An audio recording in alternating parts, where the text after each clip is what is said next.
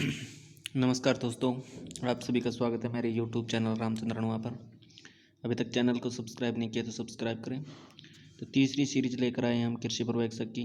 तो हमारा आज का प्रश्न है पहला, अनाज शब्द की उत्पत्ति रोमन भाषा के किस शब्द से हुई है। तो यहाँ पर आपको पता चल गया एक तो, यानी कि अनाज शब्द की उत्पत्ति है किस शब्द से हुई है, रोमन भाषा के शब्द से हुई है। तो ये पूछ रहा है कौन से शब्द से हुई है, सीरियल शब्द से हुई है, नहीं जी सीरीज, ये हमारा उत्तर होगा। तो कौन से शब्द से हुई, सीरीज, और इसका अर्थ होता है अनाजों की देवी, अनाजों की देवी। तो हमें याद रखना है सीरियल शब्द की उत्पत्ति रोमन भाषा के सीरीज शब्द से हुई, जिसका अर्थ होता है क्या, अनाजों की देवी। ठीक है, पहला क्वेश्चन क्लियर है आपका। दूसरे नंबर क्वेश्चन पे चलते हैं। तो ये रहा आपकी स्क्रीन पर दूसरा, अस धान की बुआई का समय है। अस धान है, उसकी बुआई का समय कौन सा है। तो हमने पहले एक क्वेश्चन पढ़ा था कि अस शब्द की उत्पत्ति किस भाषा के शब्द से हुई है।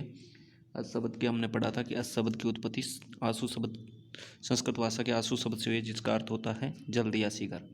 तो यहाँ पर पूछा है क्वेश्चन, अस धान की बुआई का समय, तो जल्दी या शीघ्र। तो जल्दी का मतलब क्या होता है, यानी कि वर्षा ऋतु से जल्दी पहले जो फसल बोई जाती है उसे क्या कहते हैं, अस धान कहते हैं। यानी वर्षा ऋतु से पहले जो फसल उगाई जाती है उसे क्या कहते हैं, असधान कहा जाता है। तो असधान की बुआई है वो कौन से महीने में की जाती है, अप्रैल मई महीने में की जाती है। नेक्स्ट क्वेश्चन, धान की अच्छी पैदावार के लिए उचित तापक्रम क्या चाहिए। तो धान की अच्छी पैदावार के लिए उचित तापमान चाहिए 25 से 30 डिग्री सेंटीग्रेड। तो पहला ऑप्शन है 25 से 30 डिग्री फ़ारेनहाइट। तो ये तो फ़ारेनहाइट है। ये 30 से 35 डिग्री फ़ारेनहाइट है। ये 50 से 55 डिग्री फ़ारेनहाइट है। तो हमारा उत्तर यहाँ पर होगा 50 से 60 डिग्री फ़ारेनहाइट। अगर वैसे पूछे डिग्री सेल्सियस में तो कितना होता है, 25 से 30 डिग्री सेल्सियस होता है, परंतु यहाँ पर सेल्सियस ऑप्शन में नहीं है, तो यहाँ पर है 60 से 65 degree Fahrenheit. Next question number 4, बहुत ही अच्छा क्वेश्चन है। क्वेश्चन है, धान के खेत में प्रति हेक्टेयर अगर 15 किलोग्राम नील हरित शैवाल यानी बीजीए का प्रयोग करेंगे तो प्रति हेक्टेयर कितने किलोग्राम नाइट्रोजन की बचत हो जाती है। अगर हम क्या है, प्रति हेक्टेयर लगभग 15 किलोग्राम नील हरित शैवाल का प्रयोग कर रहे हैं तो प्रति हेक्टेयर कितने किलोग्राम नाइट्रोजन की बचत होती थी। बहुत ही अच्छा क्वेश्चन है। इसका उत्तर होगा 20 किलोग्राम। अगर हम प्रति हेक्टेयर 15 किलोग्राम नील हरित शैवाल का प्रयोग करेंगे तो प्रति हेक्टेयर लगभग 20 किलोग्राम नाइट्रोजन की बचत हो जाती है। नेक्स्ट क्वेश्चन, ये हमने शायद पहले ही स्लाइड में पढ़ लिया था। 100 वर्ग मीटर क्षेत्रफल से प्रति सप्ताह कितना एजोला प्राप्त होता है। तो आपको पता है 10 किलोग्राम एजोला प्रति सप्ताह यानी कि 100 वर्ग मीटर क्षेत्र से प्राप्त होता है। तो ये पहले भी पढ़ चुके हैं क्वेश्चन। नेक्स्ट क्वेश्चन है, धान की कटाई करने पर चावल व छिलके का अनुपात मिलता है। धान की कटाई करने के बाद जो चावल व छिलके का अनुपात मिलता है वो कितना मिलता है, 2:1 मिलता है। यानी कि हम एक पढ़ते हैं हुलिंग प्रतिशत, नाम सुना होगा आपने, हुलिंग प्रतिशत। तो हुलिंग प्रतिशत होता है वो कितना होता है, धान का लगभग 66% होता है। तो ये भी हमें ध्यान रखना है। और अगर चावल व छिलके का अनुपात पूछे तो कितना होता है, 2:1 होता है। नेक्स्ट क्वेश्चन अपना बहुत ही अच्छा क्वेश्चन है, ओबीसी बैंक 2009 में पूछा गया भी है। 1 किलोग्राम शुष्क धान का उत्पादन करने के लिए कितने लीटर पानी की आवश्यकता होती है। अगर 1 किलोग्राम शुष्क धान हमें प्राप्त करना है तो कितने लीटर पानी की आवश्यकता होती है।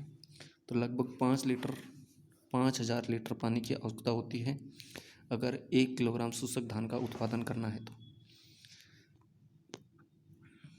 अगला क्वेश्चन है, एग्रीकल्चर सुपरवाइजर में आया था पीछे 2018 में। ब्राउन मैन्यूरिंग एक खरपतवार नियंत्रण की विधि है, किस फसल में काम ली जाती है। ठीक है, तो ब्राउन मैन्यूरिंग यानी कि एक खरपतवार नियंत्रण की विधि है, किस फसल में काम ली जाती है, धान में काम ली जाती है। ठीक है, अगली जो स्लाइड होगी उसमें हम चर्चा करेंगे, जो अगले नेक्स्ट वीडियो आएगा उसमें ब्राउन मैन्यूरिंग के बारे में आपको विस्तार से बताऊँगा। ब्राउन मैन्यूरिंग होती है उसमें 2,4-D का प्रयोग करते हैं, कैसे करते हैं ये मैं अगले वीडियो में आपको बताऊँगा। तो ब्राउन मैन्यूरिंग का संबंध है वो किससे है, धान से है। ऑप्शन अगर आ जाए जैसे धान, सीधा धान, तो सीधी धान की अगर बुआई करते हैं तो उसमें ज़्यादातर ये काम में ली जाती है ब्राउन मैन्यूरिंग। नेक्स्ट क्वेश्चन है अपना, SRI पत्ती या सिरी पत्ती धान में बीज दर रखी जाती है, तो इसमें बीज दर रखी जाती है 5 किलोग्राम प्रति हेक्टेयर। यह हमें ध्यान रखना है। कुछ किताबों में आपको 5 से 7 किलोग्राम भी मिलेगा, तो हमें लगभग यानी कि 5 किलोग्राम इसकी प्रति हेक्टेयर बीज दर रखी जाती है इसी, अगर क्या धान की SRI पत्ती में बुआई करते हैं। तो नेक्स्ट क्वेश्चन पे चलते हैं अपने।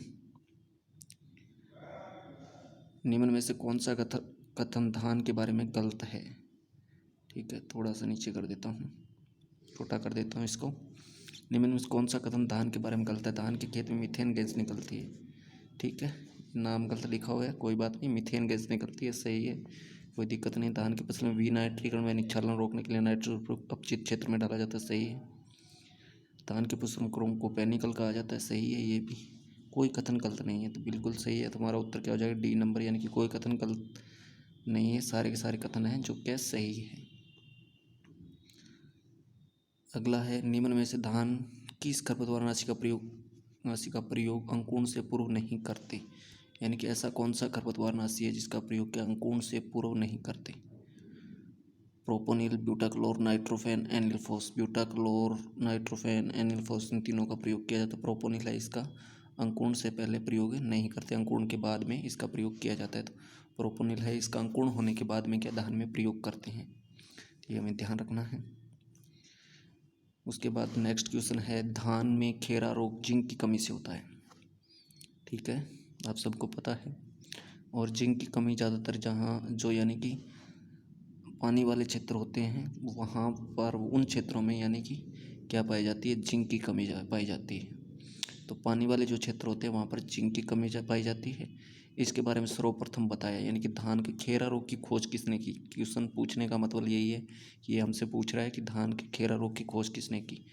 तो आपको पता है, इंगोपोट्रिक्स, युआन लोंगपिंग, हरदेव खुश, ये तीनों तो नहीं है, ये तो सुपर धान, हाइब्रिड धान, इनसे संबंधित है डॉक्टर YL नैने। डॉक्टर YL नैने ने सबसे पहले धान के खेरा रोग की बात के बारे में बताया था। नेक्स्ट क्वेश्चन पे चलते हैं। धान का पौधा होता है long day plant, short day plant, day neutral plant, कोई नहीं, तो शॉर्ट डे प्लांट होता है। अब ध्यान रखना है, एक शॉर्ट डे प्लांट यानी कि धान कौन सी फसल का पौधा है? खरीफ का है, रबी का है? खरीफ का है। तो खरीफ की जो फसलें होती है वो लगभग, सारी फसलों की बात नहीं कर रहा हूँ मैं, लगभग फसलें क्या होती है? शॉर्ट डे प्लांट होती है। और रबी की जो जितनी भी फसलें होती है वो लगभग क्या होती है? लॉन्ग डे प्लांट होती है। ठीक है, शॉर्ट डे प्लांट होती है, इन्हें यानी कि लॉन्ग नाइट डे प्लांट भी कहा जाता है। और क्या कहा जाता है? Long night day plant. यानी शॉर्ट डे प्लांट को लॉन्ग नाइट डे प्लांट भी कहा जाता है, और लॉन्ग डे प्लांट होते हैं उन्हें शॉर्ट नाइट प्लांट भी कहा जाता है। ठीक है, नेक्स्ट क्वेश्चन पे चलते हैं। चैनल को सब्सक्राइब कर लो अब तक अगर नहीं किया है। अगला क्वेश्चन है हमारा, धान की किस किस्म को भारत का जादुई धान कहते हैं? तो जया किस्म को इसे भारत का जादुई धान कहा जाता है। IR8 है, इसे विश्व का जादुई धान कहा जाता है। विश्व का जादुई धान किसे कहा जाता है? IR8 को कहा जाता है। जगन्नाथ यानी कि भारत की प्रथम उत्परिवर्तन किस्म है। ठीक है,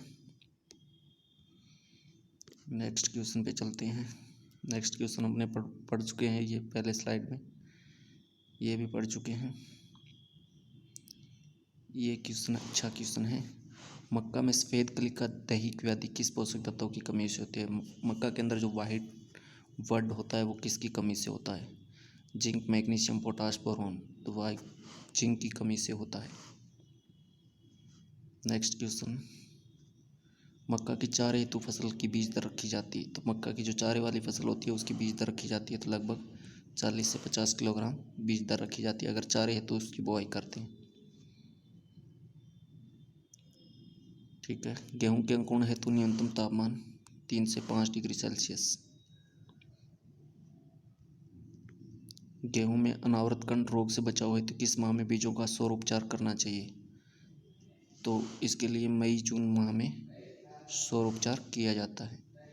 धन्यवाद दोस्तों, मिलते हैं अगले वीडियो में। कुछ क्वेश्चन रिपीट हुए इस PPT में, तो कोई बात नहीं, अगले जो PPT होगी उसमें आपको नए वीडियो जो क्वेश्चन है वो मिलेंगे। धन्यवाद दोस्तों, मिलते हैं अगले वीडियो में जल्दी। जय हिंद, जय